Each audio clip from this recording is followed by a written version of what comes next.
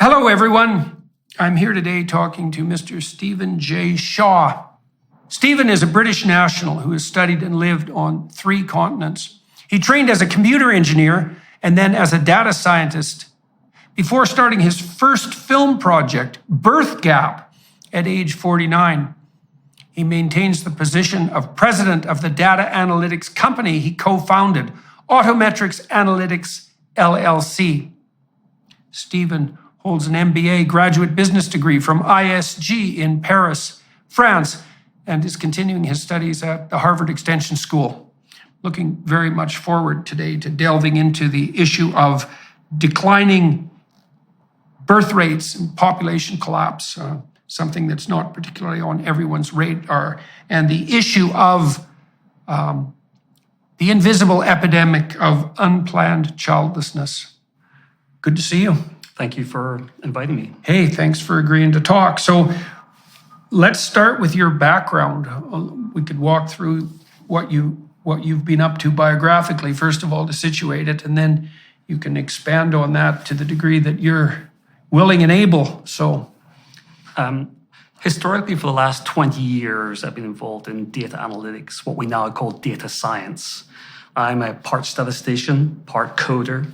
I've worked with some great academics and PhDs that we have on staff in coming up with academic models, forecasting models for industries, mainly in the automotive sector.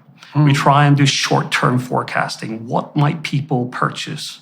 What should car companies build? What should they market? What should they give for incentives?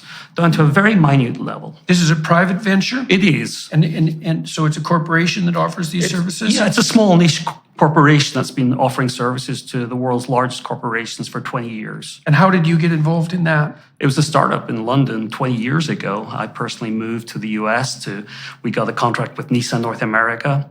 It took me to LA, and following that, I spent like 15 years following that company hands-on until around 2015.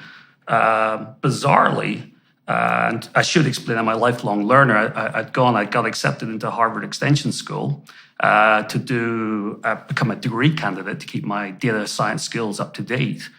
And I was presented with some data that I just couldn't believe on falling birth rates. Mm-hmm. So as someone who is involved in forecasting, albeit short-term forecasting, realizing that we've got this fundamental problem with birth rates that's ultimately going to affect, well, not just the number of potential car buyers. I mean, that's the smallest problem in this overall, but that was, something I felt almost ashamed of. Why do I know this?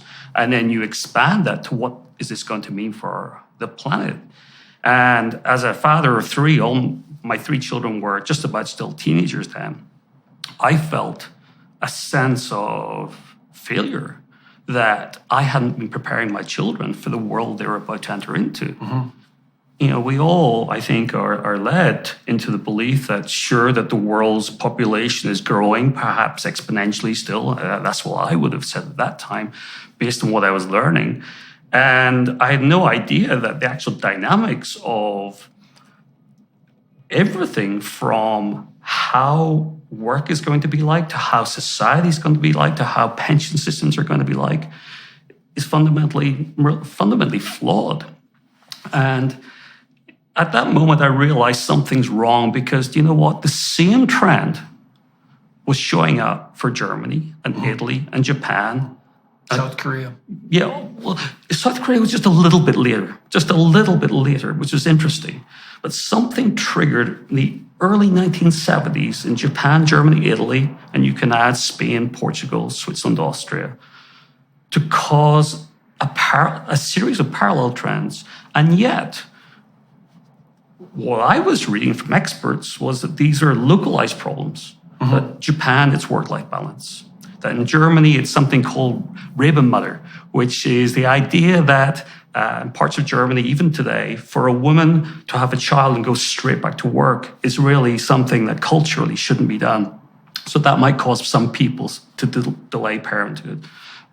In Spain and Italy, it was down to high unemployment among the youth. Other areas, it was gender balance, etc. So all these localized reasons were being proposed for me, as a data scientist, you could see clearly, and if I can give you an analogy, it's one of your own. You were talking to Lex Friedman. You talked about the dragon, I think, in terms of the environment context. If someone finds a dragon and they scream, there's a dragon. And I love the analogy, and I since saw that you use dragons quite a lot, so I thought I might too. And it's like you found this little dragon in Japan and the same kind of dragon in Germany and Italy at the same moment in time. And they're starting to get bigger, and I saw... So they're lizards to begin with. Right. I mean, they're tiny. They're the size of a kitten, I think, is an analogy I saw. Right. And they're getting bigger, and then suddenly they're appearing in other neighboring countries, and it's growing from there. So the idea that these are localized issues, to me, just did not make sense. So why do you think you were struck to begin with by the fact that birth rates were plateauing or declining? I mean, because the typical response to that would be either, so what, there's too many people on the planet anyways, or actually it's a net good. So now you said you're in a private company. Now, I should let everybody watching and listening know that one of the markers for the trustworthiness of a data analytic company is that people will actually pay for their information. And so, it doesn't necessarily mean that a private data analytic company is credible, but it does mean at least that they've been able to demonstrate their credibility enough so that they have paying customers, and that's not an easy thing to manage. And so you were doing short-term forecasting that was integrated into the capitalist economy, let's say, yes, to help people plan their product development and so forth. But yes, you came across this data at a much broader level indicating a plateauing birth rate or population growth. Why did that disturb you? Why did you think that was a problem? Because birth rates less than replacement level spiral downwards. They never stop. If you have fewer children that are required to replace the parents' generation, once that generation grows up, they will, unless birth rates change, which they don't historically, they stay low once they're low, you're going to have fewer people again. So you see it as a positive feedback loop. It is. And when you then look up, well, what do you want to find examples of societies coming from low birth rates going back to replacement level, and you realize there are no examples. In fact, there's no known historical examples anywhere. And some people do we have enough of a historical track to consider that a concern? In modern times, if you look at the number of countries who've fallen to birth rates of 1.7, 1.6, 1.5, when you have no single example of a country going back to replacement level, we should be concerned. In fact, we should be very concerned. Right. I know places like Quebec, for example, in Canada, with very, very low birth rate, have tried to institute government policies that, for example, make daycare in principle more accessible to young women and in young families, although that's had pretty much zero impact on the outcome. I know that Hungary has put forward a series of policy transformations on the family support front, and my belief is, from what I've read, is that they've at least stopped the birth rate decrease and increased it slightly. So that's the only, Quebec, it didn't work at all. Hungary, it looks like there's some minor, they're still way below replacement, so it hasn't rectified the problem in any sense. What's fascinating about Hungary was what I wanted to do was look at something much deeper than the typical birth rate numbers that we see today. I'm trying to change that. If you look deeper, you can find data that if you merge together, which I don't believe anyone had ever done before, that gives you two measures. One is of societal childlessness, and the other is family structure. So the traditional way to measure childlessness is to wait till women are 45 usually, and have some surveys, maybe a census. So you're waiting to the end of the fertility window and counting them then. What I wanted to see was, what is societal childlessness today? If there's a reduction in the number of women starting to have families compared to what you would expect, we should be able to track that now. So looking at Hungary, which I've just been doing recently, was fascinating. They're giving huge incentives for people to have 3 and 4 children. But the family structure in Hungary is not changing at all. At all. What is changing, which may or may not be linked, it's associative in some way, but causal we don't know, is the childlessness rate in Hungary does seem to be going down. More people look like they're starting to have families. And what happens then is when people start to have families, they go on because family structure is locked in globally. That's another finding. You know, And so what do you mean? So we'll go in two directions. What do you mean? What are you speaking about when you're expressing your concerns about family structure? well, family structure basically is the percentage of women. We say women because we've got so much data on women, but really we should think of men and women. The proportion of women, couples, who have one child, or two, or three, or four, or five, or more. Mm-hmm. And if you take data for Japan, and you look at 1973, right before the fall in birth rates, the percentages of women having 1, 2, 3, 4 are identical today as they were then. 6% of women in 1973 were having 4 or more children. Today, it's the exact same number, 6%. So our focus has been completely, we've been in a fog looking at overall birth rates. What you find is in Japan in 1974, interesting year, an explosion in childlessness, which went from 3% to 6% to 15 to 21 to 30+% in the space of about 4 years. The same in Italy, the same in Germany. In 4 years. In 4 years. It's a shock. It was what I call a baby shock. And then if you look at Korea, South Korea, which you mentioned earlier, if we take South Korea, mid-90s, right in the midst of a currency shock, you see childless rates were already maybe 15% there. Suddenly it goes up to, I believe, 30%, and now it's over 40%. And this is childless at what age? Well, when I estimate childlessness, I'm taking for the given population of women, the number of births you'd expect to have at any age, and saying, how many first-time mothers were there? And when you count up the number of first-time mothers of any age group and look at the overall population structure, you can see, well, wait a minute, there's a gap opening up here compared to the number you would expect. So this is like age agnostic in a sense. Okay. And as a measure, people say, well, some of those women might, there might be a boom in the future. People might be just delaying, but that doesn't happen. There's no example of those booms ever happening. Mm-hmm. So it seems to be we've got this cycle going on that people are pulled quite quickly into this, what I call world of unplanned childlessness, if I can. I've had to coin quite a few phrases here and I should explain what I might mean by unplanned childlessness. If you look at surveys, look at research, the vast majority of people want children. Mm-hmm. It's innate. And some don't. That's clear. What percentage do, approximately? I'm estimating around 5% don't. There have been Gallup polls in the US done. Is that different between men and women? I don't have that data. Okay. So 5% you figure are out of the game? Yes. By voluntary choice? Yes. Right. And what percentage are childless? Well, right now we're looking at 30 to 40% in most developed nations. So the vast majority, 80% it's estimated in studies. And I think this... So that's that involuntary childlessness. Yeah, I've been thinking about that lately. We have this notion for men of involuntary celibacy, incels. We don't have a term that's as at hand for involuntary childlessness among women. And it hasn't been recognized as what would you call it, a universal social problem. But you just said 5% of women don't want children, but 30% don't have them. And so there's a huge gap there between desire and reality.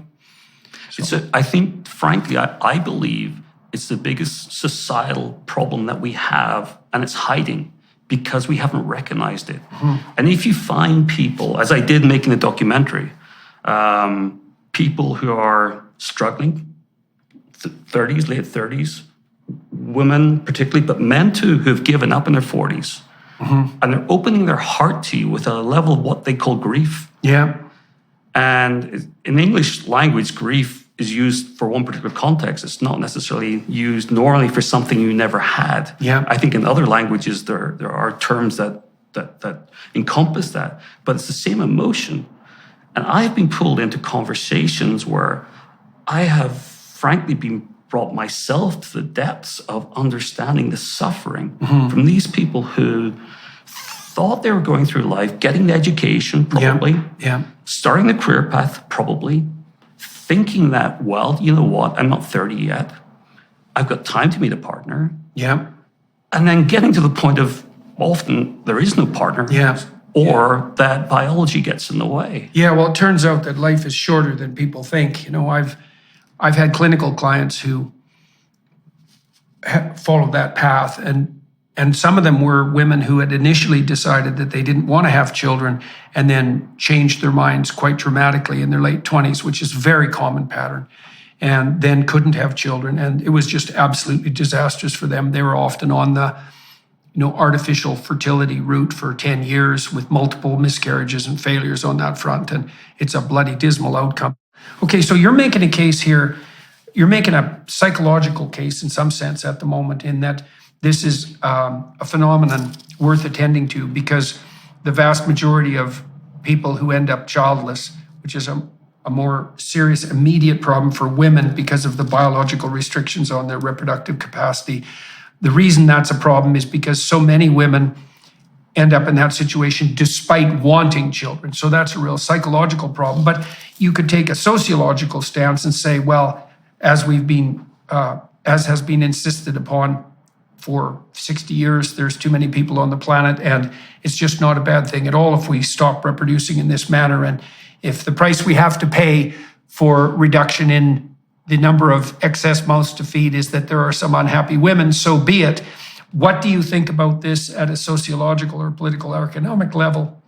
Well, first of all, I think that's a terribly sad thing to contemplate, that we have to somehow enforce perhaps lifelong grief and sadness on a subset of society who were mostly unlucky enough not to have the children they wanted to have for the sake of the planet, when there are other hypothetical sake, hypothetical right, planet, at some future time. At some future time.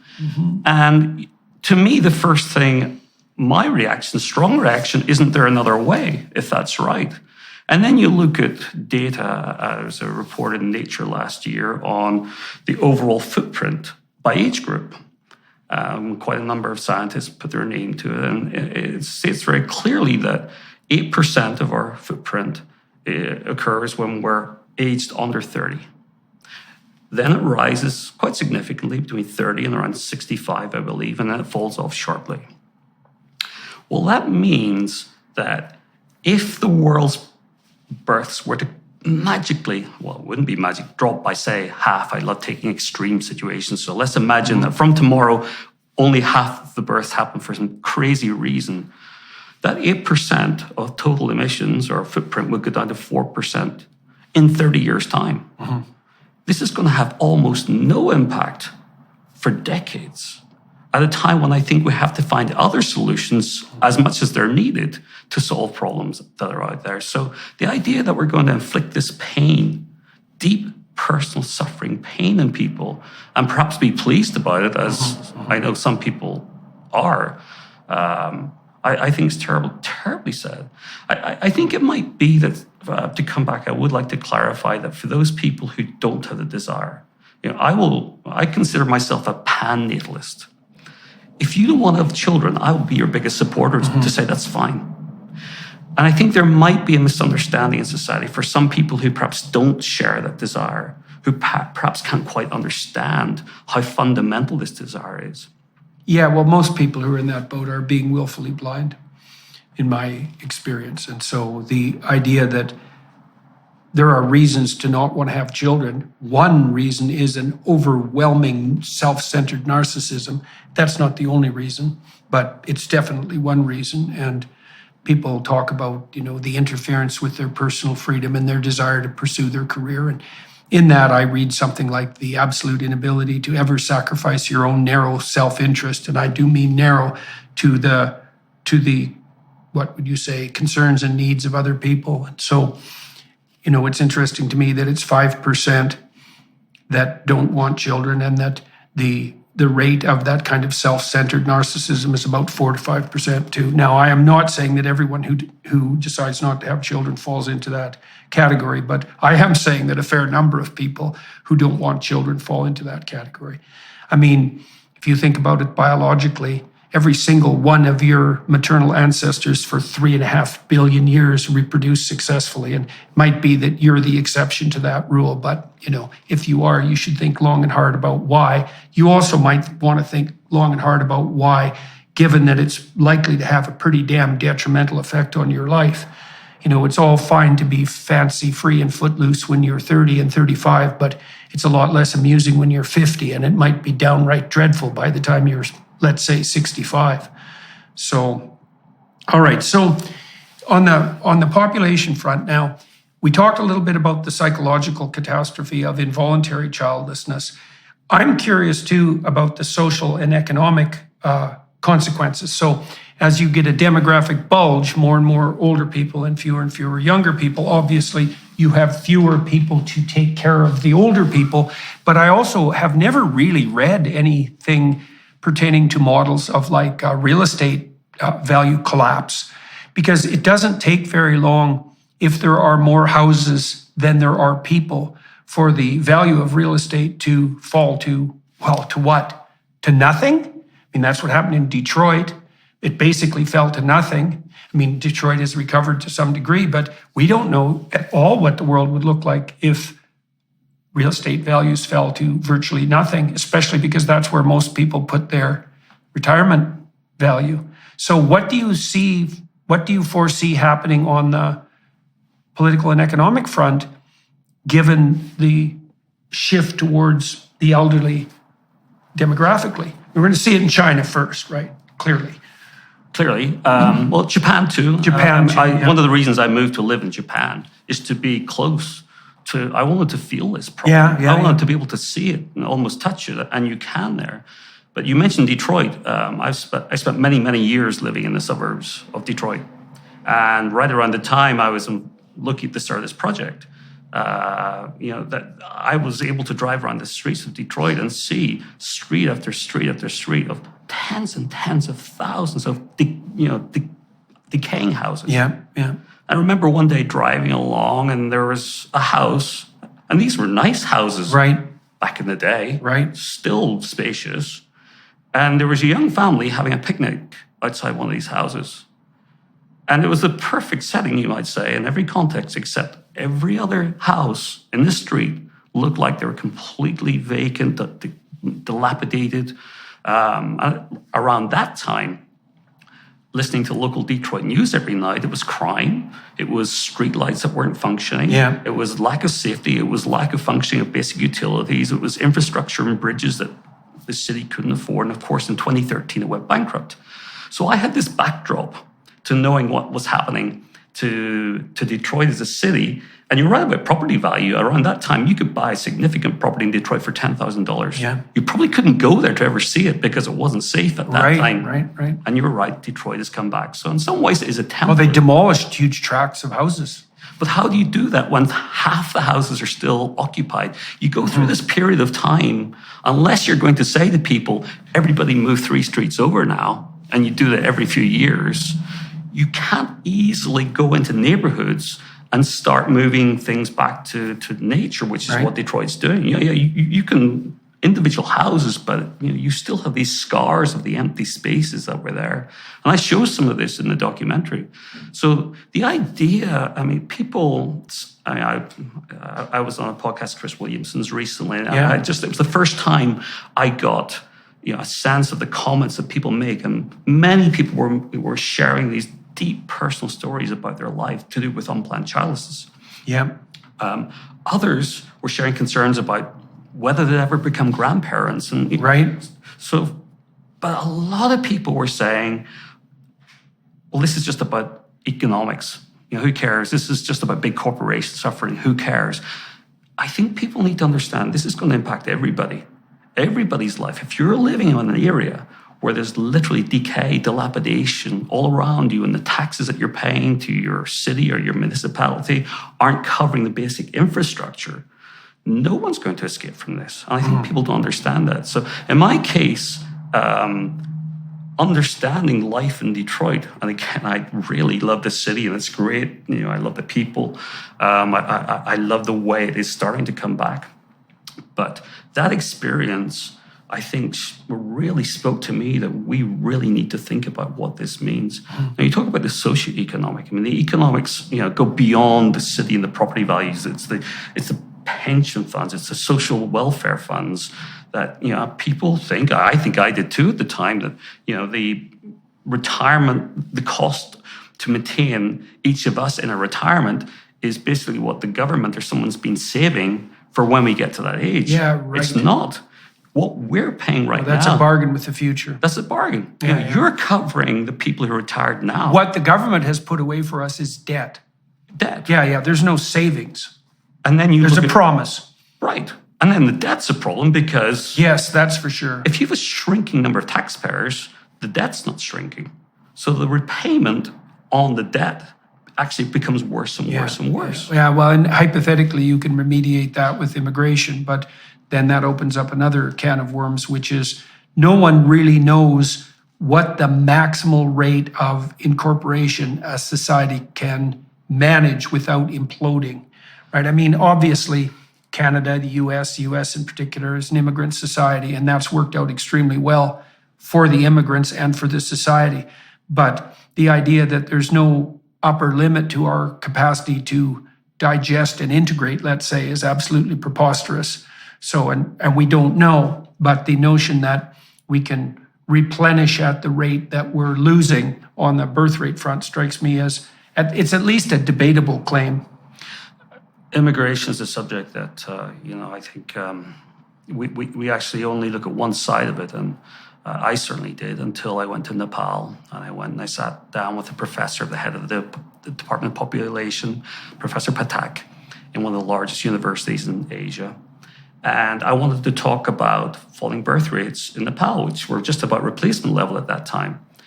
And all he seemed to want to talk about was the pains of migration on Nepal, the people, the communities that are left behind. I never for 1 second had thought about this dark side of immigration. Oh, you mean your brain drain, for example? Community drain. Yeah, you're actually taking away, you're leaving the old parents there, and you're sending remittances back, and that's seen as positive. But those parents aren't really looking for remittances, they're looking for people, community, their children to be there into their older age. And we went to film some of these older people, and the looks on their forlorn looks in their face. No one thinks about that. Mm-hmm. And then you have another situation, which is often it's men who are the immigrants, at least first. Yeah. And well, okay, so maybe that seems to some a good way for it to start. But there's another dark side to that: is the women behind are either not married yet, or they are married and their men have gone off elsewhere, and they're not having children. Right. Or their husband's coming back for 3 weeks a year. And you got 3 weeks a year to try and get pregnant. Mm-hmm. And of course, most are not. Mm-hmm. So you actually are propelling countries into low birth rates, the same factor that the rest of us are going through right now. So the immigration debate, and I'm an immigrant myself, I've been an immigrant to the US, to Japan now. So I'm absolutely not against immigration at all. As you say, it's done great service to US, Canada, and many other countries too. But the idea that... But that doesn't mean it's a solution to population decline replacement. Right. Now, you talked about Japan. Let's talk about Japan a little bit. How long did you live in Japan? I still do. So I've been there for 5 years. Uh-huh.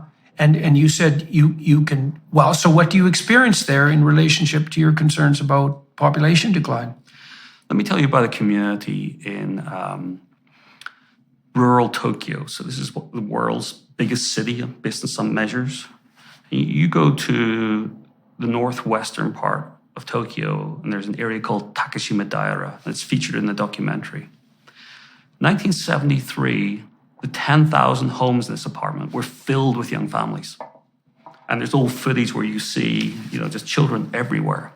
I went back with someone who was a child in those days. And, you can hear the voices of the past. And today, it's a ghost town, but it's not unoccupied. 98% of the apartments are still occupied, but they're old people. And they're mostly old women living alone. Yes, and they're old women because men die early. Men die early. Right, so this is that's exactly right. So one of the things that you see as young people disappear and as the population ages is that the landscape is made up of isolated old women who no one cares about, right? A dismal destiny for all concerned. I'd love people, frankly, to watch the documentary to really sense this, because there's one scene there, and it is harrowing. But to put it in simple terms, there's an 80-year-old woman who has no family, who's contemplating suicide because she's nothing to live for, no one to live for, and no one to communicate. No, she should move to Canada. We have a nice medically assisted death program here that's, I think, accounting for something like 3 to 5% of all deaths now. So, there's a solution for everyone to contemplate. Yeah, well, I just worry. In fact, there was a Japanese professor who came out the other day, a week ago, suggesting that it would be morally appropriate for the older people in Japan to consider suicide as a route out because they're a burden to society. Yeah, and now he's backtracking, saying he didn't really mean that. But it's dangerous once you start to put that out there, because there are people. I remember a conversation with a young woman in Japan, and talking about her future. And I did that with a lot of people, over 230 people I interviewed in 24 countries. And she mentioned that her grandmother was living with her family. But she mentioned the burden of her grandmother to the family. And she came out with a point that I guess many might be thinking when you're that age: why is she still here? And when you hear that, and then you meet people who are that age, who I think have still so much to give to society, they're just excluded from it. They're not. Well, it's hard if they're not integrated well, sometimes it's hard if they are integrated into a family, but it's definitely harder if they're not. It's also the case that a lot of people who contemplate suicide do that not so much because they're specifically suffering, although that can certainly be a contributing factor, but because they do believe that they are fundamentally best construed as a burden, and that the world, including the people around them, would be better off if they disappeared. So that's a very sad, what would you say, realm to inhabit in your misery and isolation. So can we walk through the structure of the documentary? Yes, of course. Yeah. So it's just so everyone listening is reminded. It's called, the name of the documentary is Birth Gap, and so let's walk through the structure of it. First of all, the title Birth Gap. If I could just explain, why is it called Birth Gap? What is a birth gap? To me, it's what I defined as the gap between the number of old people to support in society and births. So it's an indication of, frankly, a measure that we're not taking account of today. What is that ratio? So to me, to be very honest with you, whether we hit 9 billion or maybe 10, it's trivial. It's going to happen. It's going to be in that ballpark. Whether we like it or not, that's going to happen. Yeah. And what actually matters is the age structure. So Birth Gap, the title of the movie, that's where it comes from. Before I went on this journey, chapter 1 is me literally going with an iPad, showing people data. We started in Italy, we went to Switzerland, we went to Japan, and just started to talk to people about what's happening in their own societies. So how did you move into the realm of documentary filmmaking? Well, I have to thank my second son, Adam, for that, because my idea at this point, I'm not a filmmaker, certainly wasn't then. My thought was, this is a big problem. I can write a book about this. I thought just about I have the ability to write, to explain this. And what I wanted to do, because there's other books out there, was come up with a new way to help visualize this problem and to use the book to kind of communicate. And I thought, well, maps, no one's really come up with the structure of a map. And in doing this, I was explaining to my son Adam, and he said, opposite that no one our age, his age, reads books anymore. We all watch documentaries. Right. And I thought, Or listen to them. Or listen to them. Yeah. And for me, well, that's not me. There's no way I could possibly do that. And then by chance, a friend of a friend was a former videographer, news anchor for a Washington, D.C. News network, but was going out on her own.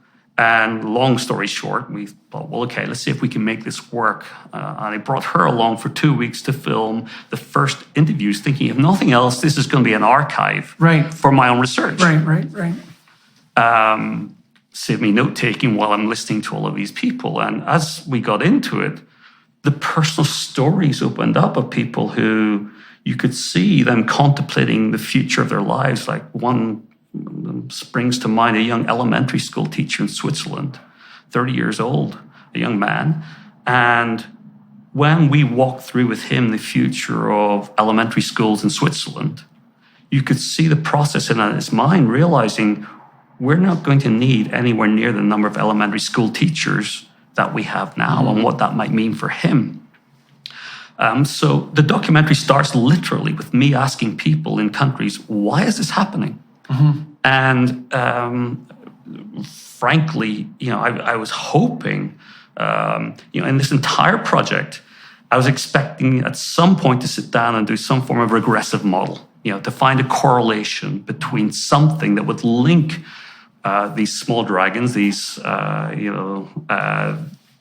falling birth rates in Japan, Germany, and Italy, because they were happening at the same time and they were spreading. I never got to that point, and I'm very grateful I didn't, because I probably would have found something like, ice cream sales, happened at the same time, and that some spurious thing would have come up. It's very hard to identify well, it seems obvious that, one of the causes, the distal causes, I would say clearly, is the promotion of the birth control pill. But even that is a somewhat shallow answer, because there's a very specific set of social and economic realities, zeitgeist, that even made the invention and distribution and acceptance of the birth control possible, right? You had to have the psychological stage set for the acceptance of that technology, the demand for that technology, before it could be developed or implemented. And so, so you started the documentary, you're in chapter 1, you're starting to ask people what's going on. What are they telling you? Yeah, well, no one had a clear answer. And that, maybe that was overly simplistic, but what I was trying to do was find some common thread. But let me just, if I can, talk about contraceptives, because there's a wonderful counterexample. The contraceptive pill was not legalized in Japan until 1990. And it was only legalized because Viagra was legalized. And at that point, women said, wait, you've been blocking the contraceptive pill and now you're allowing Viagra. And at that point, it was made accessible. So you had the precipitous decline in birth rate? From 73. You had an increase in mass abortions. So this was a societal issue with or without. Right. So that shows that it's something deeper than the something deeper. And also, if you look at other countries, particularly UK at the time, France too, US, where you also had access to the contraceptive pill, you were not seeing falling birth rates. And a lot of people would say, well, it's obvious it was industrialization. It was something to do with urbanization. But the correlations aren't there. If you look at, well, why did this only happen in those 3 countries? And the answer comes back to, I'd love people to see it unfold in the documentary, but it's a sudden increase in this unplanned, involuntary childlessness happened in Germany, Italy, those countries at the same time. Well, it's definitely the case that as women become more educated, they have fewer children. And that's now, the precise causal pathway there isn't obvious. One simple suggestion would be that it is a matter of accidental delay.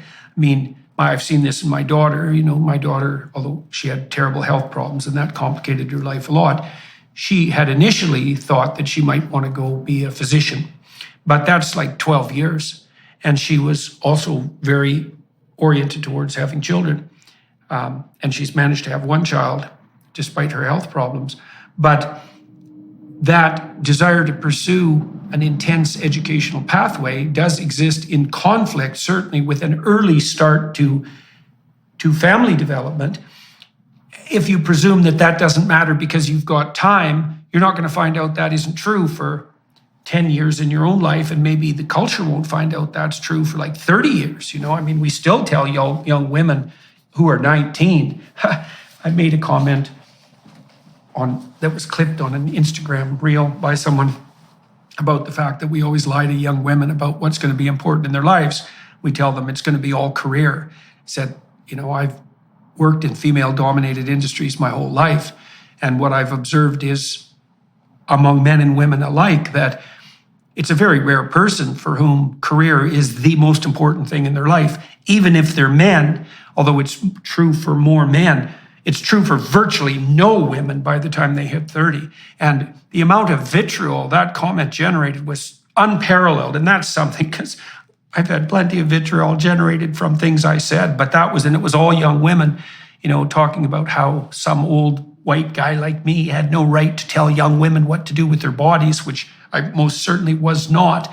But it is, you can see a simple pathway there, right? It's like, well, we have this avenue where we can pursue our career and our education and everything else we want, and then we'll be able to solve the problem of having a family. The problem with that is, well, it's hard enough to find a mate when you're 23, 24. By the time you're 30, it's even more difficult. And by the time you're 35, it's starting to become well nigh impossible to find a mate and get pregnant and have a family, especially if you're going to have more than one kid. And so there's a direct conflict there between the avenues that are open to women and the need to strike while the iron's hot on the reproductive front. Nobody really knows how to reconcile that. I mean, it's odd, because women will live about 7 years longer than men. So it could be the case that the societal norm could be that women have their children when they're quite young and then go back to school in their 30s. That would actually work out. In principle, that could work out quite nicely, but we don't have the norms in place to make that a possibility. But we have to start addressing exactly this, because if we don't,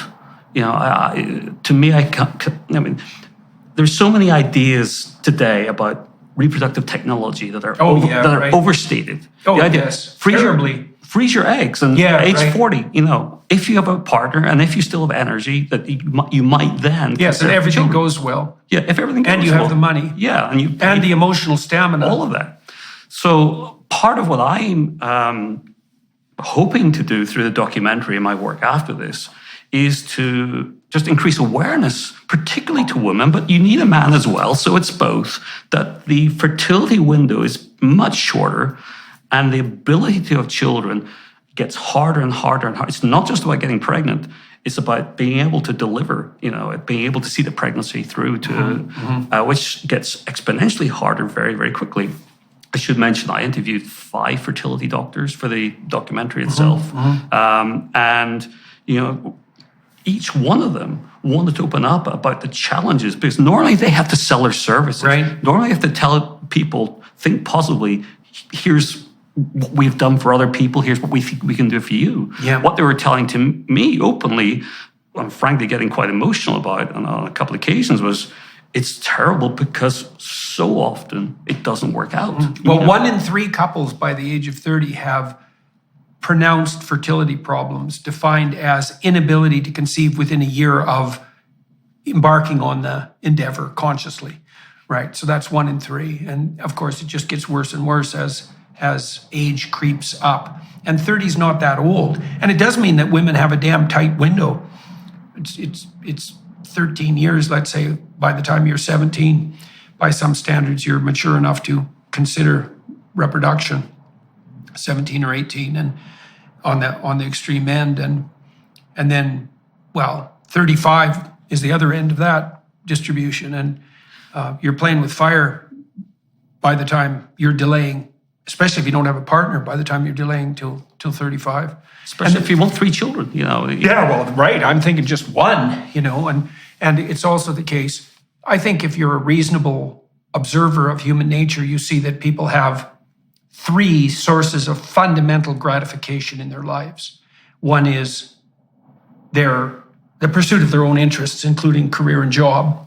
One is their intimate relationship, and the other is their family. And obviously, the intimate relationship and the family are very integrally associated. And if you miss out on one of those, you may be able to fill it by exceptional ability in the remaining domains. But for most people, not only is that highly unlikely, it's also highly undesirable. So, because to take the point as well, here am I, an older male talking about things that are very sensitive to women, but there are a lot of women out there saying the exact same thing. And there was one this morning. I got an email from Melanie Nutkin, who's written a book called Otherhood, who herself has no children, and she put it succinctly that, in her words, women are going through the education path, the career path, to try to ultimately fall in love and have a family. Yeah, right. Exactly. It's all linked. Yeah, well, I think it's the same for men. I think so too. It's more than that. Half the reason that men strive for career success is to impress women and attract them. In fact, it's higher than that.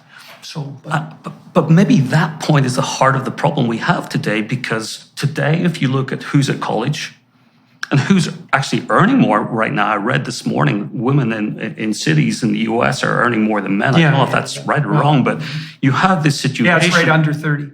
Yeah. So in US colleges right now, there are, I believe it's 9.5 million women and around 6.57 million men. Oh, and the women start dropping out of college, by the way, when they start to outnumber the men 2 to 1. Right? Because a lot of the reason people go to college, you got to ask yourself, what's college for? It's like, well, it's to get educated, to go to lectures, to be accredited. It's like, no, probably not. Probably the reason people go to college is to find a mate. And there's a selected pool there, and you have a decent chance of finding someone, of approximately your ability and forward-looking vision, let's say. And the reason people are willing to shell out between $150,000 and $250,000 for 4 years is in no small part so that they can find a mate. Well, and if you demolish that by, radically decreasing the number of available men, for example, you're just going to blow the whole enterprise out of the water, which is already what's happening. And absolutely. And this is perhaps my greatest concern, because I think if we make young people more aware of fertility, the fertility window, they might want to have children earlier. If we link that to in some way enabling careers later in life, which has to fundamentally happen for this to work, we might still be left with a situation where women who, the term is hypergamy, where women typically want to marry someone at least as educated, at least as successful, taller than they are. But if we're in a situation where there's so few men getting the same level of education, we might be left with this imbalance. Oh yeah, so that's already happening, clearly. Yeah, it's very difficult for women to overcome the hypergamous instinct, because they're trying to redress the imbalance in terms of reproductive responsibility. And there's no evidence at all. You get a little bit of flattening of hypergamy in extremely egalitarian societies like Scandinavia, but it certainly doesn't disappear. And so that's built in at a very fundamental biological level. And I don't think any casual tinkering on the anthropological or sociological front is going to shift that a bit.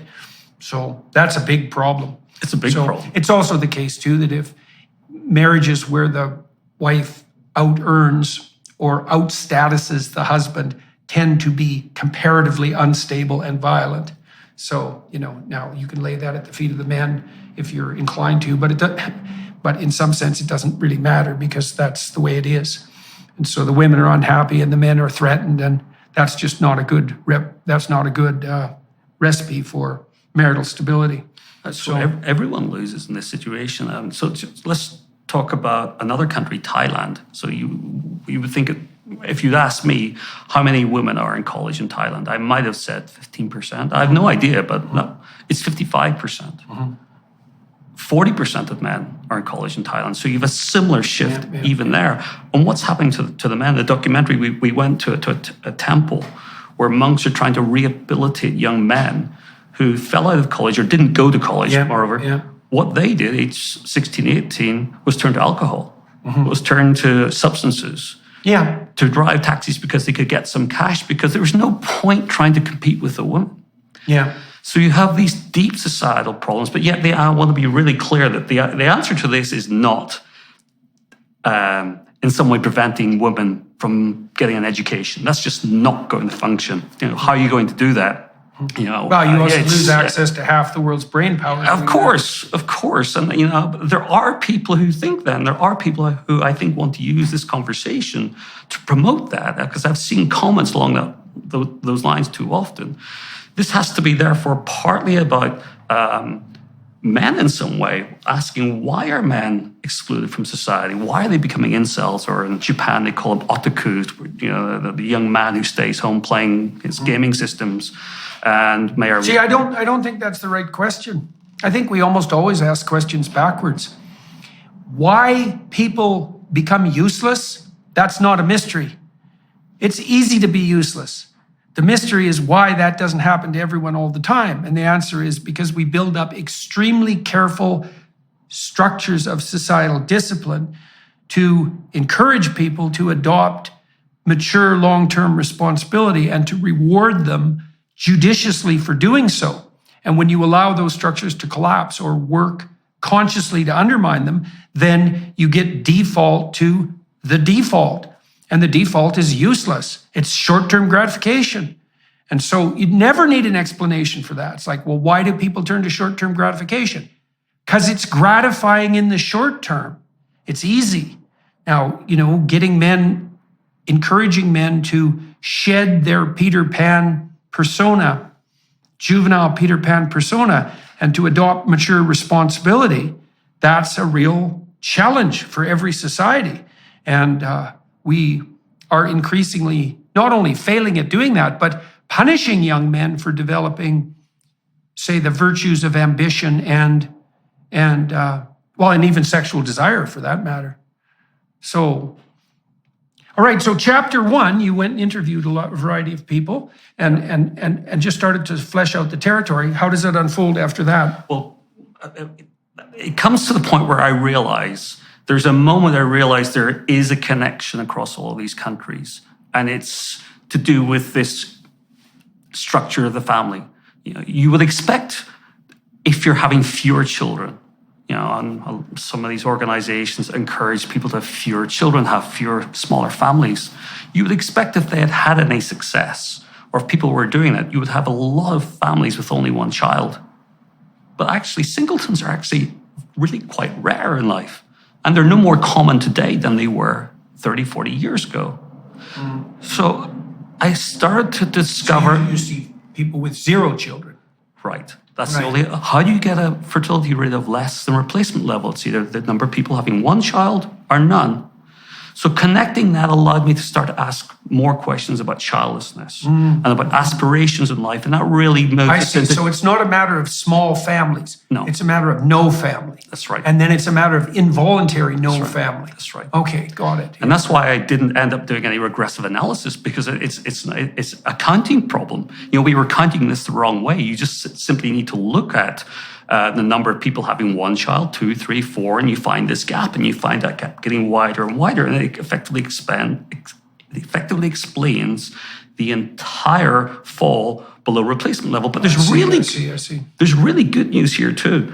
The best news in all of this is that if the majority or significant number of those people who are involuntarily unplanned childlessness, as I call it, if they were having a family, they're not going to have one. They're going to have, in the same proportions, 1, 2, 3, 4, 5 plus. It's all about having that first child. So the documentary... Right, well, the second child's pretty straightforward after the first. And once you've got 2, you're already completely screwed. So you might as well have 3. Well, that's... Then the kids start to take care of each other, by the way, too, which is something that parents don't understand, is that, you don't... If you have 8 kids, it's not like you're taking care of 8 kids. The kids start to form their own society and take care of each other. Yeah, and there's great examples of that in the documentary. Or at least on my journey, you saw in Italy this mother of 4 children saying she educated her eldest daughter, taught her how to read, and she taught the next daughter, and taught the next one. And so that's certainly true. But the good news is here, because family structure is really locked in, once, of course, if you go to some countries, as I did in Africa, you've got high birth rates because of poverty. Somewhat access to reproductive, services, but mostly that's covered now. Mostly it is. So we got poverty that people in Africa need children to go and get the water. But a lot of good things are being done on that. That poverty level is coming way down. Right, and we're right. seeing in Africa, on average in sub-Saharan Africa, just to cover that briefly, the average woman is having one less child every 15 years. It's around 4 now. So in around 30 years' time, we're looking at Africa starting to get down toward replacement level. It's on the same path. Yeah. That's the reasonable assumption based on the data right now. So once you get to that point, and this is what I think the world of demography really skipped over, is that it's not the same it's not like you look at families going from 4 to 2 and then down to 1.5 and say this is the same trend. It's not. When you get to replacement level, when women are having pretty much the family size that they actually want, childlessness kicks in, and it's that pulls it down a different level. So the next part of the documentary is then going to people, finding out what their aspirations for the future was, but then also talking to men and women who hadn't had children, why they didn't, what it meant to their lives. And that gets quite... So what do you find on the aspirational front? And the majority, the significant majority of people, young people, expect or want to have children someday. Right. Now, I do have some concerns, but I have no evidence for it, but it's just a natural concern that what we're seeing in the world today, perhaps this over-focus on the environment is through fear. Yeah. Persuading people more than you would normally expect to not think of children, but I have hope around that because it's this internal desire. Really I does seem think to kick in. it's not so much fear that's interfering on that front. I think it's actually demoralization, right? Because this is especially true for, let's say, decent young men who would like to be moral actors. If they're told continually, which they are, that all of their male pattern behaviors, for example, in school, are disruptive, and that their male ambition is nothing but a reflection of the tyrannical patriarchy, and that any interest they might evince towards women is part of the predatory pattern of male behavior, then it demoralizes them. Literally, it makes them feel like their natural proclivity for ambitious striving, let's say, and sexual desire is immoral. And the people you hurt the most by doing that are the people who have a moral heart, because the ones who don't care, and the ones who do. I had a friend, his name was Rob Durnan, and he fell prey to this anti-male narrative very early in his life. This is like 40 years ago, 50 years ago, and he was definitely guilty about his role as a patriarchal male, let's say, and he did everything he could to adopt a kind of nihilistic Buddhism and just take himself out of life. He thought everything he did was, and everything that men did in general, was just part of the destructive force that was ravaging the world, and he eventually committed suicide. It was awful. I watched that unfold for 50 years, and I would say, he had his flaws like everyone does, and in that self-destructive pathway, there can be a fair bit of, let's say, unconscious self-serving, but fundamentally, he was overwhelmed by existential guilt in relationship to being male, and that eventually convinced him to do himself in. It was quite the catastrophic voyage, all things considered, and I know perfectly well that that's not rare, because I've talked to thousands of young men who have been demoralized to the point of suicide. And that story is, I'd say that's the archetypal story. So it's not fear exactly. It's an assault. It's a moral assault. And it's unconscionable. It's an unconscionable moral assault. If your solution to saving the planet is that you have to demoralize young people so badly that they even abstain from sex, then there's seriously something wrong with your worldview. And maybe we could call out Paul Ehrlich on that front, for example. So, all right, so now you're starting to talk to people about their aspirations. You're finding out that young people do want to have a family. And that doesn't mean one child, it means a family. But they're not prioritizing that properly, or they're what happens to the people who end up without children? Well, there's no path to it. Right. The path is education, education, education, usually. Not for everyone, but... And then debt. Sure, debt. Yeah. But that's not the driver, because education in some countries is much lower than the US. So some people will say, oh, debt's the problem. Yeah. It's not a good thing. It can't help. Yeah. And then it's career. And no one right. is guiding people to say, actually, there is a moment in time when you really need to prioritize this. So we've left young people to find a path on their own, having sent them off as parents, as societies, to find a path in life that will get them to where they want to be, which everyone, I think, implicitly assumes, for most people, not all, will involve love and will involve children. Yeah. But actually what's happening is when young people are getting to that point, they're often in their 30s, because no one really is thinking that 30 is too late at all. Yeah. But, I mean, just another statistic, if you look across every country we had data on, the probability of becoming a parent, a mother rather, it's on women again, the probability of someone without children age 30 ever becoming a parent at most is 50%. Really? That's just the outcome. So by 30. By 30. If you haven't had your first child by 30, in most countries, it's lower than that. And why is that? Is it? Do you know? I mean, there must be multiple causes. Part of that would be partnerlessness. Part of that would be fertility difficulties. What are the major contributors to that? The major contributor is not finding a partner at the right time. Yeah, right. Or when you do find a partner, you have challenges. So the other thing that is painful to point out to women is that 30-year-old women aren't competing with other 30-year-old women for partners. They're competing with 18 to 35-year-old women for partners. And so, all things considered, if you're 30 and you're looking for a mate and you want children, you're putting an awful lot of pressure, one way or another, on your 30-year-old male target, because his option is to find a 25-year-old woman who, all things being equal, is of the same value as you are, except that you're 30, and that means his time frame is now shortened in a manner that wouldn't be the case if he married someone younger. Plus, women tend to prefer men who are slightly older than them. Well, not exactly slightly, it's actually 4 years is the average internationally. And so the optimal target for a 25-year-old woman is a 29-year-old man.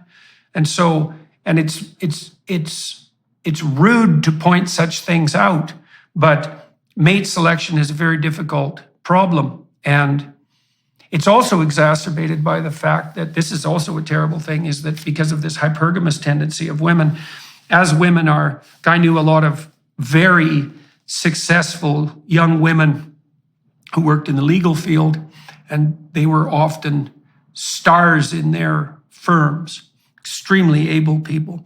And generally, they were very vivacious, attractive, intelligent, educated, and intimidating as hell to men. And not that interested in someone who didn't have the same ability and status they did, which was almost no one. So then they're 30, they're extremely choosy, and you could say they have a right to be, but the problem is, well, yeah, you're 30, and you're extremely choosy, and your pool of available candidates has basically shrunk to none. Because first of all, a lot of men are already snapped up by the time they're 30, so there's that reduction right off the bat. And then if you're going to reject, women rate 80% of men on dating sites as below average in attractiveness, and that's just the baseline, right? For the women who are high status and high attractive, let's say, very able on the career front, and the men they're going to regard as acceptable, that's a vanishingly small proportion of men. So that's part of the reason why they what would you say, select themselves out of the mating market. That's brutal, man. It's brutal. And I watched women struggle with that like mad, and certainly had no shortage of sympathy for them. But the mere fact that you're sympathetic to someone doesn't mean that the brute reality that confronts them has been altered in any manner whatsoever. A couple of points on that. So I agree with all of that. What I see, and I get to often once or twice a week have a coffee with a young person who has reached out, and you know when you talk about the documentary or friends, someone wants to talk to you about something personal. And a common conversation would be women more than men.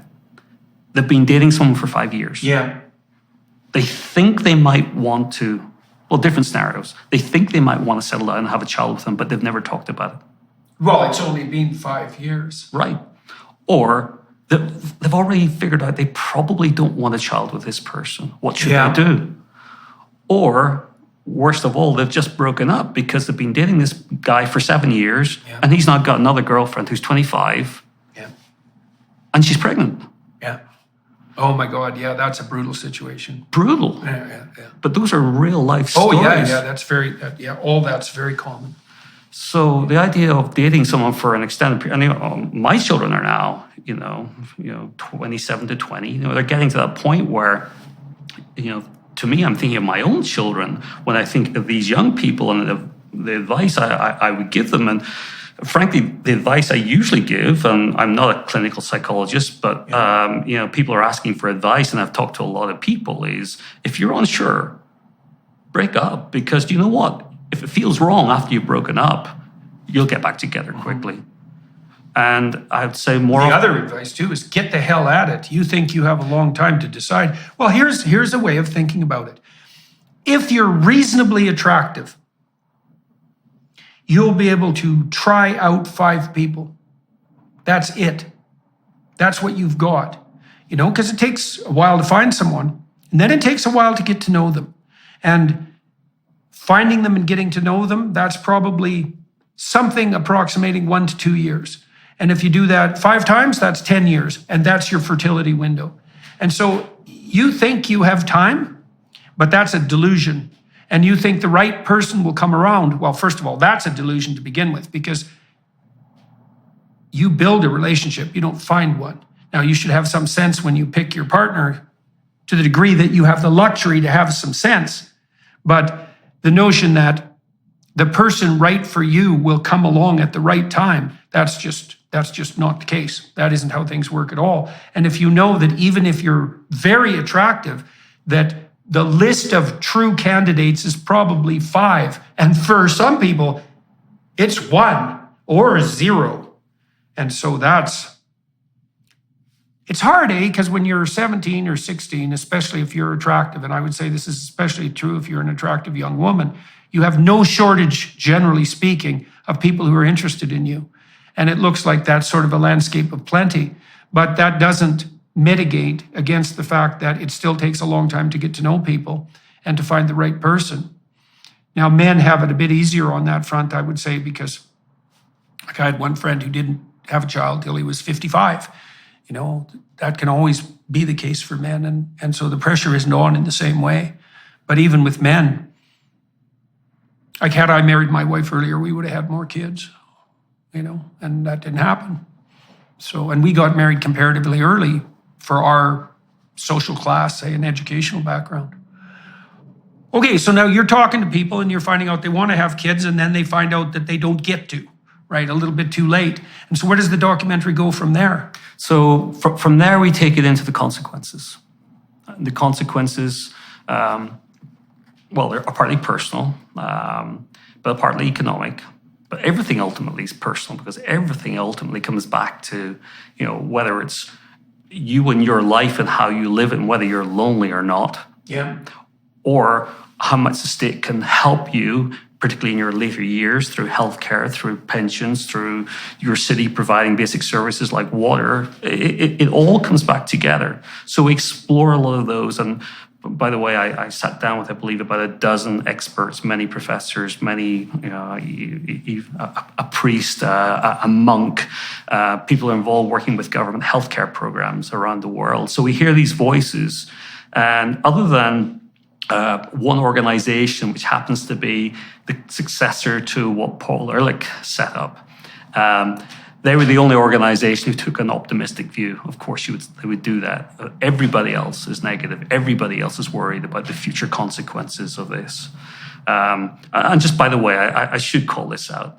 Ehrlich set up an organization, author of The Population Bomb, of course, called ZPG, which evolved into Zero Population Growth. Yeah. It evolved into another organization that still has something like 30,000 teachers who train other teachers, who educate 4 million US high school kids every year. And they explain the population problems, usually in Africa. And their message is, please think about this. Yeah, well, there's nothing racist about the too many African narrative. Yeah. And when you teach someone like 2 and 2 is 4, you don't say, think about that. But when you say, here's the problem in Africa, and you say to a, think about that, you're not really saying, think about Africa. You're thinking about, do you want to have kids or not? So and that's covered in the documentary as well as part of the narrative as to why we still have this viewpoint when, frankly, we should have known about this, decades ago. Well, we could also look at the self-evident economic statistics demonstrating that since Paul Ehrlich and his population bomb and the Club of Rome, etc., these anti-population zealots started beating the drum back in 1965, saying that we were all going to starve to death by the year 2000 when we'll have 4 billion people, God help us. And now we have 8. And the relationship between wealth growth and population has been extremely positive, not negative or flat. And everyone on the planet virtually is richer than anyone had ever conceived of. And it's clearly the case that we could manage this if we had half the will to do it. And so the data are in. One of the things I've really learned is that I believe the whole idea of natural resource, almost the whole idea of natural resource is specious, in that human beings, the wealth of the planet is dependent on the psychological health and the structures of governance that are put in place by people of goodwill, and that if we organize ourselves properly and aim up, there's no real limit to abundance. And it's certainly not population dependent. We're not in a zero-sum game. We are not yeast in a Petri dish. We're not doomed to a Malthusian outcome. And the biologists who make that claim and say it's scientific are assuming that the yeast in the Petri dish model of human function is the appropriate biological model, and it's not. And the reason for that is because we can let our ideas die instead of us, and we can learn, and we can transform, and we're very good at that. And there's no justification whatsoever for stating that it's a scientific fact that population increase is going to produce a Malthusian catastrophe. Now, it can in limited circumstances, but we are not yeast in a Petri dish. That's the wrong model. So, and I can't disagree. I mean, I'm a data analyst. I'm only prepared to comment when I've done my own work or I've seen detailed work of others. I can't imagine how complicated it must be to model the planet. I mean, that's on a level beyond anything any rational statistician could do alone. It's models on top of models on top of models. Yeah. So Tower of Babel. So where I come from is, look, to be honest with you, I don't know. But I do know that we are adaptive. I do know that we should prepare because, to be honest with you, green technologies sound like pretty cool things when you look at Teslas out there. They're not perfect, but they're... Remembering I work with a lot of automotive clients, but what Elon has done for the industry, is phenomenal. And if we come at this from a point of view of positivity, what can we do? And I look at my own kids and, their generation and the malaise, the belief that the world is coming to an end. The world is not coming to an end anytime soon. Because unless we precipitate it in that direction, which we seem to be striving to do with all diligence at the moment. Well, then to bring it back to the documentary, at this point, we come back to this point of loneliness and meet people. And I mean, there's a scene where I go to a crematorium in Germany, and I'm hoping to find out something about what it's like to bury people who have no family. I nearly got an interview directly with the director, but he refused to meet me, and an intermediary kind of sat down to explain why. And it's horrendous. And so this is off camera. but I got a long note recently with more information as to what's happening. People with no family and care homes are being effectively mistreated, malnourished, Yes. tied to their beds for long periods of time. And we know this, or it's known in this crematorium, because the bodies that come are, I guess, white and marked. Yeah, yeah. And they weren't prepared to say it because they're fearful of the system. So, someone should make a documentary about that alone. But it tells you that the life of these people without family, and we can't see it because these people, whether it be in that suburb in Japan or in Germany or anywhere else, these people are spending their lives in their homes alone, hidden from the world. So, well, the thing is, in our culture, we only seem to be able to apprehend life until about 30. Like, that's our vision. The vision is you're young, you're full of promise, you get educated, you have your career, and then you're 30. And what's happening? Well, now you're successful. It's like, okay, but you got 60 years left there. What are you going to do with that? Well, how long is your career going to run you? Well, lots of people think about early retirement, and that's particularly perhaps the case if you're successful economically. So let's say you retired at 50. Okay, fair enough. You got 45 years left. What's your vision for that? Well, now you're alone. You don't have a family. You don't have a partner. You don't have a career either. So what are you planning to do? Exactly. What's your vision? And the answer is we don't have a vision for that. We don't have a vision for the expanse of our life. And that's an interesting thing in and of itself. I mean, for a long time, back in the 1860s, people even in the West were struggling along on less than $1.50 a day in today's money. And it's not like people had the luxury of developing a lifetime vision. They were sort of fending off one disaster after another, like people do now who live in absolute privation. There's about 800 million people like that still on the planet. And then once you get a little bit wealthier, a little more secure, you can start thinking about the future. But that's very, very complicated. And this luxurious wealth we have is new enough so that our capacity to develop a lifetime vision hasn't developed to a degree that's sophisticated enough to take that whole time span into account. But this vision of isolated death with no one around you that cares, I wouldn't recommend that as your life from 70 to 95. It's pretty damn dismal.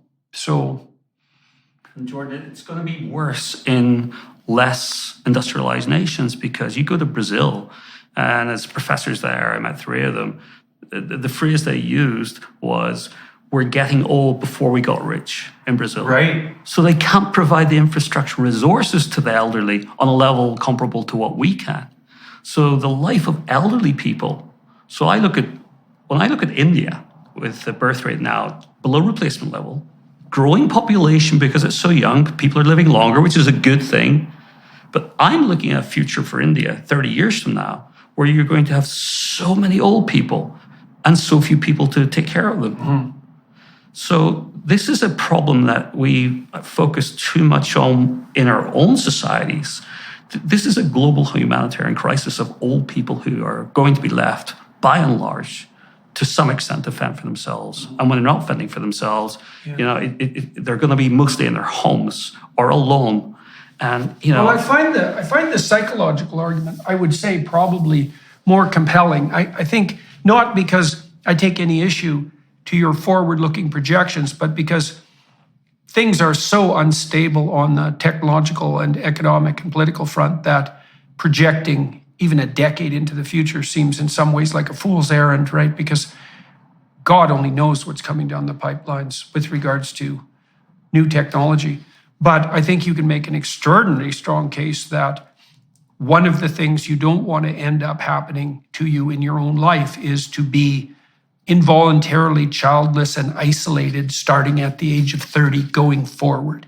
Yes. Right. And so I do, I've looked at the situation in China and in Japan with this, what do they call that? The inverted pyramidal distribution, where there's way more old people than young people. And obviously that seems untenable on the technological or on the economic front. But I do think the psychological issue is much more present, should be much more present for young people. And the warning is, don't be thinking you've got a lot of time to get your act together, because you don't have as much time as you think, and you want to get things going sooner than you might find it convenient. There's never a convenient time to have a child. Right. There's stupid times to have a child, for sure, but there's never a convenient time. And that's the other thing people do too, you know. When my wife and I finally got together, she was about 28 or so. She wanted to have a kid pretty much right away. And I was finishing off my postdoc, and I hadn't got a permanent job yet. And my sense was, well, you know, everything's not in place. And we talked that out for quite a while and decided to proceed regardless, because there was no real reason for me to be concerned. The probability that I was going to be jobless was, barring catastrophe, 0.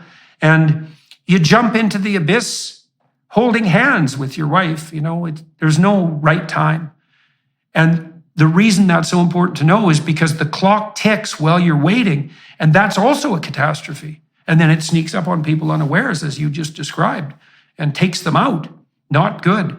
Okay, so now you're investigating in the documentary the consequences of this involuntary childlessness. And do you progress past that? Yeah, well, so the consequences go into both the economic. We go to Detroit. We look at what might happen to the future of the world based on what's happened to Detroit. Yeah.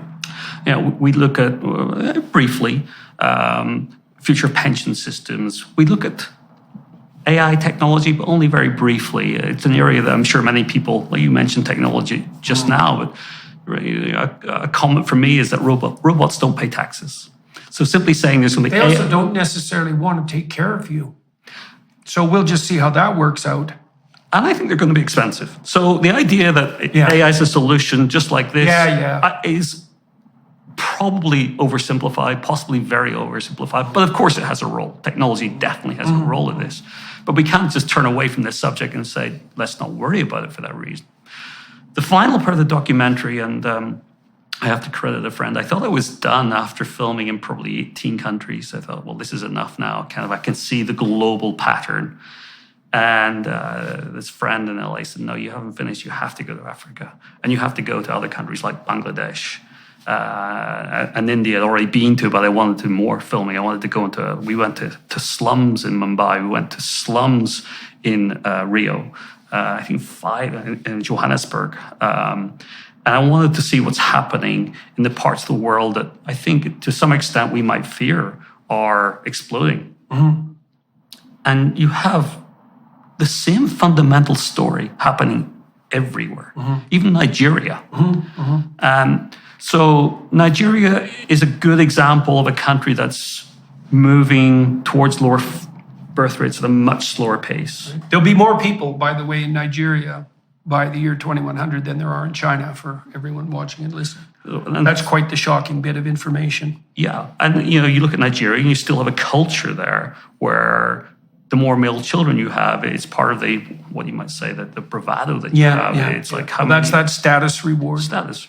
Yeah. But you go to Ethiopia and you meet people there and you talk to professors there, and Ethiopia used to be like that, but the birth rate right now in Ethiopia is 4. It used to be 7 or 8 not that long ago, and there's transformation happening. So you can see and feel the transformation happening in Africa, just like everywhere else. So I like to think of the analogy that the world is on a roller coaster, and countries like Japan and Germany and Italy and now South Korea are in the front car. They're over in terms of the peak of population, and sure, they're aging and people are going to live longer and longer, so we're not going to really see the drop for a little while, but we know what's coming. Africa is in the rear car. They're still on the way up, but the path is the same here. Yeah. But perhaps the thing that struck me about Africa, where I'm planning to go back and spend a significant amount of time for my own purposes as much as anything. When you go to Africa, you go to Malawi, which is, I believe, World Bank data, the 12th poorest country in the world by GDP per person. And you go to a community and people are laughing, smiling. And you go to kind of an area, it's not even a soccer pitch, it's nothing like a soccer pitch, but there's a soccer ball there. Yeah. There's no rules, but you got 30 kids running and screaming and laughing. Yeah. And we're there, and they come and say hi for a moment, but they want to get back and play soccer with each other. And to see that sense of community And that intergenerational community, maybe in some ways part of a solution here that we've, I think an argument for me is that we've lost a sense of community for one reason or another.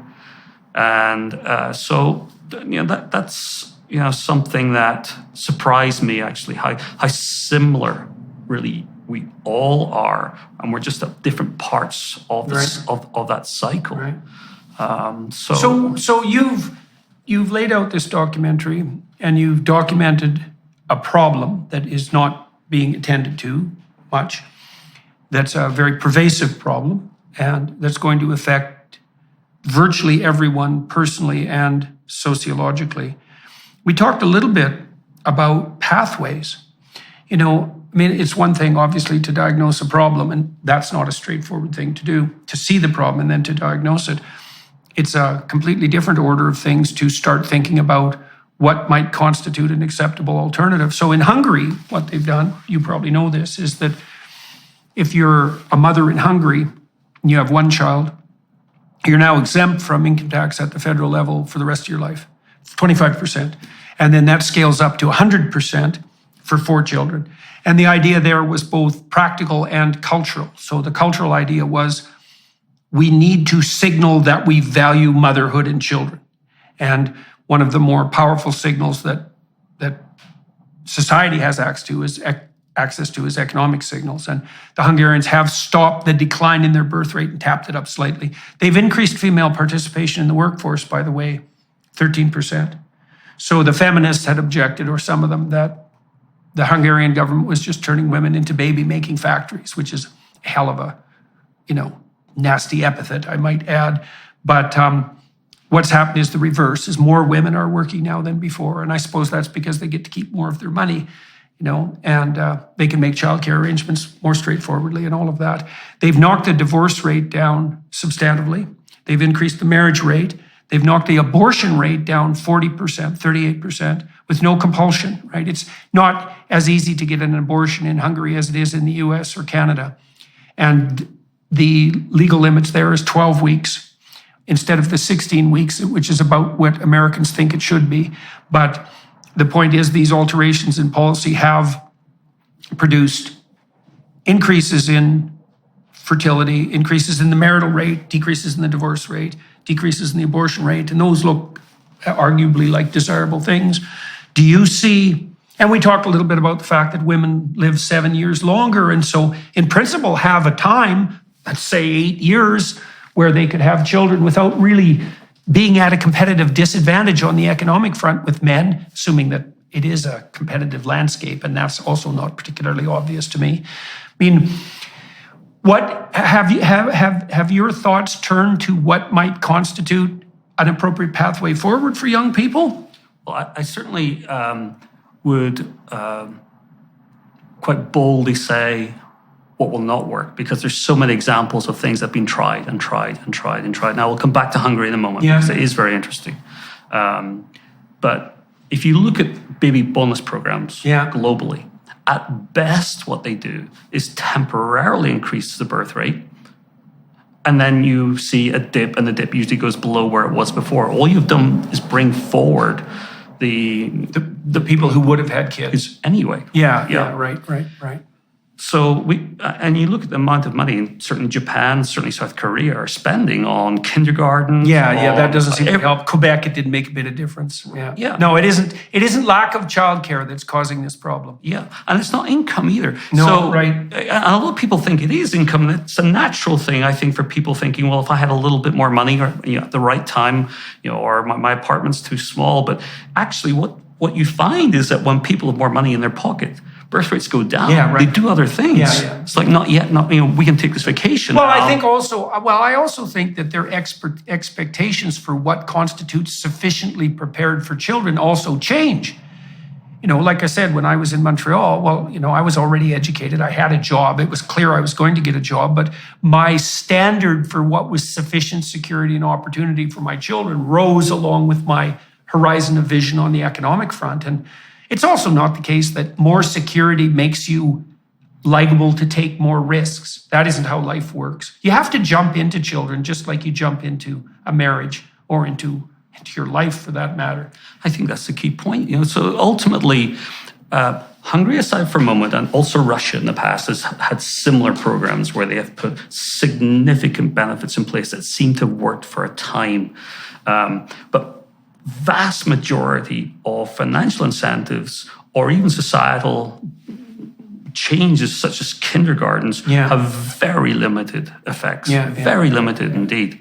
Now, if we come back to understand the fundamentals of the problem, is this unplanned childlessness issue. Perhaps what Hungary might have got right, and I will never, frankly, tell someone you should or should not have an abortion. That's your choice. That's not something I want to have any say. I don't believe that's my right to say that. That's just my personal position on it. But what Hungary might have done, and you stated a moment ago, is just make it more positive, the idea of parenting, something that people want to do. That's what they're aiming at. The Hungarians do understand. So their president, Katalin Novak, a young dynamic woman who is their symbolic head of state, was very much involved in the formulation of these family policies. And she knew perfectly well that part of what the goal was to culturally elevate the, let's call it the sacred significance of motherhood, something like that, to put the mother again on something approximating the necessary pedestal. You see this in Catholic imagery all the time, is that, of course, in the Christian tradition, Christ is obviously the central figure of redemption and divinity, but there's strong competition symbolically on the part of Mary, because it's Mary and the infant. And I would say any society that doesn't hold the mother and infant as sacred is doomed.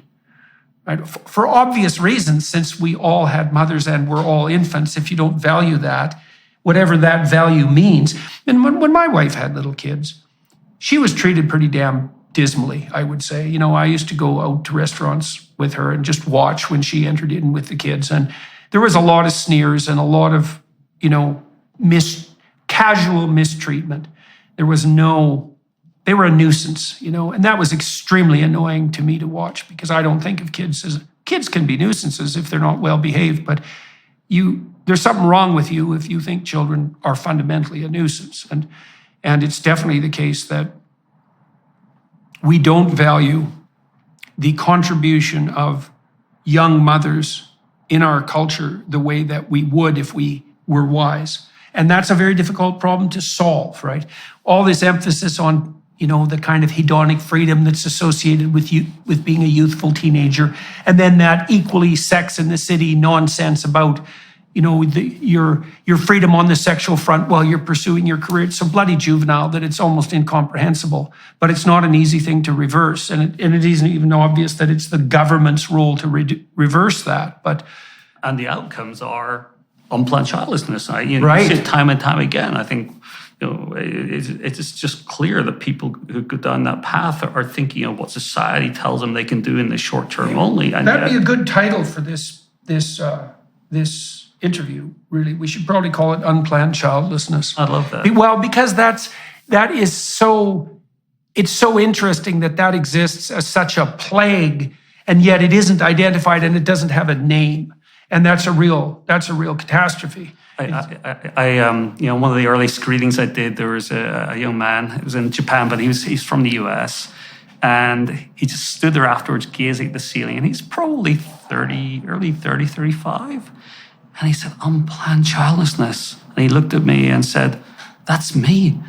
Yeah, that's me." And you could see it wasn't just the term, it was talking. Yeah, right. He was talking. The realization. That you actually have to, in some way, have a plan, even if the plan is to do something not irrational, but to take a leap of faith. And to come back to men as well, in this, men can have children aged 55. I divorced, sadly, at around 40, I guess, and I thought there'd be a time where I would meet someone again and have more children. That's something I would have desired, frankly. Not to get too personal, but it wasn't my plan for life to be a divorced dad. Right. And what you find is that you're competing with younger men. Yeah, right. For the same younger woman. Easier said than done. Easier said than Yes, done. definitely. The fact that you can technically have a child at almost any age as a man doesn't mean that you're going to. So the outcome is... No. What makes you think you're going to be more successful old and ugly than you had been young and ugly? Right. So, yeah. And every year you're on the path to get older and uglier. So it's men and women in this situation. I think that society needs to make parenting something more valuable. But to come back to your point, that cannot be at the sacrifice of career education options. We have to make it more almost the default option that you can continue your education. I love the idea of lifelong learning, which is what I'm doing. Well, it's very odd that we orient our educational establishments to people between 18 and 22. Yes. I just can't figure that at all. I taught at the Harvard Extension School, by the way. I had a lot of adult students, and I enjoyed teaching them a lot. There's absolutely no reason whatsoever that the university should specialize in 18 to 22-year-olds. That's a hangover from, I don't know, God, I don't even know when that was useful and relevant. It's just not a smart idea. And it's in the college's interest because as the shrinking number of children come through the systems, universities are going to need to diversify. And lifelong learning is the answer to that. Definitely. So why? Well, and it's also the case that in an era of rapid technological transformation, that lifelong learning is necessary practically, but it's also, why the hell wouldn't you want that? Because it's part of what keeps you updated. I remember the first class I took at the extension school. It was in statistics, and I went to my first class, probably dressed like I am now with a leather briefcase. And everyone else, I was not the oldest at all. Yeah. But everyone else is in jeans and T-shirts and backpacks. And I thought, well, I haven't dressed like that for decades. But I went out and I got a couple of T-shirts and a backpack. And the most transformational thing happened to me. First recognition, I'm learning something I want to learn. Yeah, right. I'm fully engaged. And that makes you the best kind of student, too.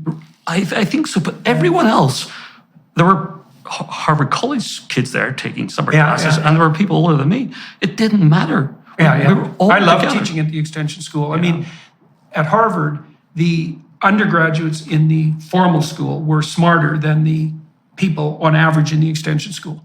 But the extension school people were a lot more motivated to learn, right? There was no one not attending because they were there because they wanted to be there. Right. So I'm probably asking questions that were, I actually took a psychology class, probably in the building of this, William James. Yeah, William James, yeah. Yeah, and, again, I was there with a lot of even high school learners at a summer school program. But I realized the professor was enjoying the questions I was asking because they were just different to the questions. Yeah, they're serious questions, right? Yeah. So when were you there? I started in 2015. 2016, I would have taken the psychology, probably 101, of course. But, the point is that the recruitment cycle for many career options is linked to the education cycle. So you can't change one without the other. Yeah. You have, and if people say, well, it's fine, certain companies allow recruitment later in life, but it's not the normal thing to do. It's a risk. So if you're a woman or a parent taking time out to raise a family because you think you want to do that exclusively earlier on, that's a risk today. You might not get on that path and you might not get the recruitment. Yeah, I don't really buy that. I don't really buy that because I had one student, for example, Shelley Taylor, Shelley Carson.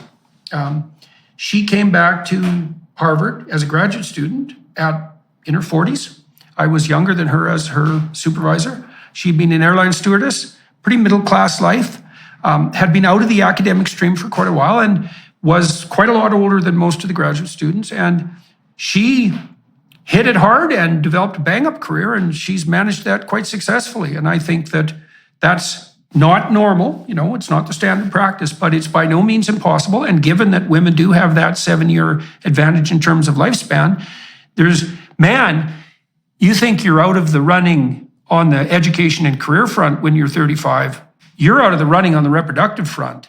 Yes. You're not really out of the running on the education and career front. And I've seen lots of people hit the education ground running in their 30s, mid-30s, sometimes later, and have a whole new career. I mean, Jesus, at 40, you can still have 30 years at your new career. Yeah. So that's a very optimistic way of looking at it. And so, all right. So, well, for everybody watching and listening on YouTube and its associated platforms, thank you very much for your time and attention. And to Stephen Shaw for agreeing to talk to me today about birth gap and about the issue of declining birth rates and population shrinkage. Bringing that to everyone's attention, bringing the issue of unplanned childlessness to everyone's attention, because that's a crucial issue here. To note the existence of a problem and to give it a name is to bring it out of the darkness and to unshroud it, let's say. And that's an extremely useful thing to do. And I'm going to talk to Stephen for another half an hour on the Daily Wire Plus platform. I like to spend half an hour with my guests investigating how their pathway through life made itself manifest to them, both in terms of the problems that gripped them, the concerns they had, both voluntary and involuntary, and the opportunities that presented themselves as a consequence. And so if you're interested in that, then please head over to the Daily Wire Plus platform. You could consider supporting them in any case. They have also worked diligently to make the kind of conversations I had today possible, and that's much appreciated. To the film crew here in Vancouver, because that's where I am today, thank you very much, and thank you all for your time and attention. Good to talk with you. Yeah. Yep, you bet. Hello, everyone. I would encourage you to continue listening to my conversation with my guest on dailywireplus.com.